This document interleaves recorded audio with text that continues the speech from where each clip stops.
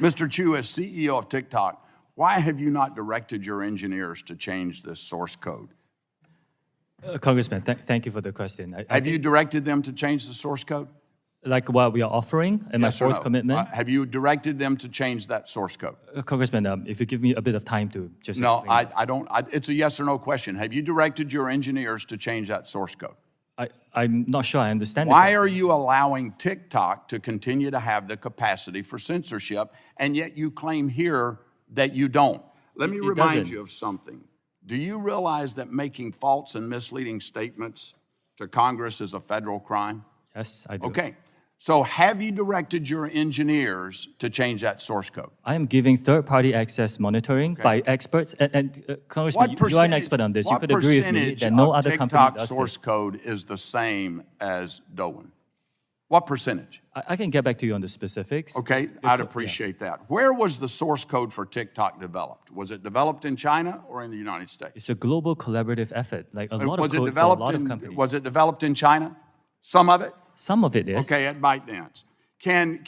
When it's compiled in the compilation process, can bytecode be manipulated? We've talked a lot about source code. What about the bytecode, the ones and zeros that actually execute on the device? Can it be manipulated?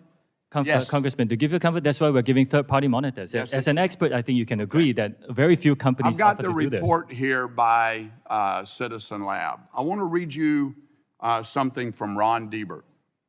Specifically, in your written testimony to Congress, you stated on page 9, Citizen Lab found that there was no overt data transmission by TikTok to the Chinese government and that TikTok did not contact any servers within China. You implied that Citizen Lab exonerated TikTok from any information sharing with China.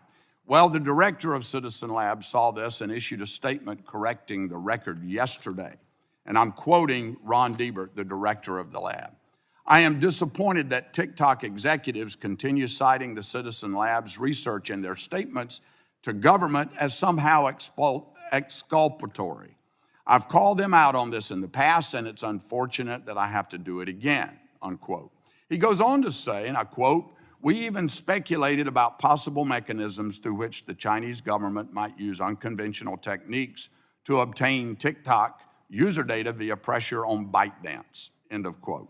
Mr. Chu, you sent Congress written testimony citing this lab as a support of your claim that China cannot access user data, US user data. And now this lab has come out to say, we never said that.